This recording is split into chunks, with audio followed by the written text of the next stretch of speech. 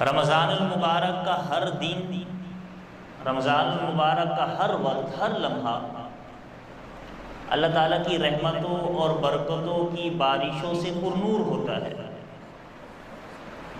اللہ تعالیٰ کی عنایات اور نوازشات سے بھرا ہوتا ہے۔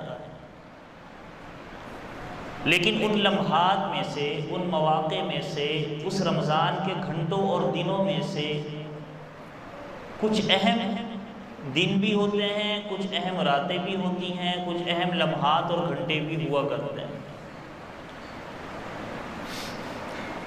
انہی دنوں میں سے رمضان المبارک کے جمعے، کہ رمضان المبارک کا جو بھی جمعہ ہوتا ہے، جمعۃ المبارک، وہ جمعہ رمضان المبارک کے عام دنوں سے زیادہ فضل ہے۔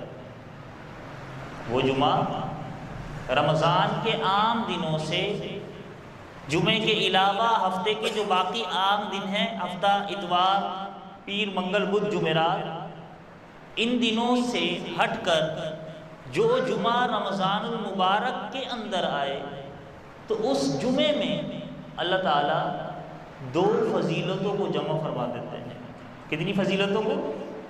دو اہم فضائل اس دن میں جمع ہو جاتے ہیں۔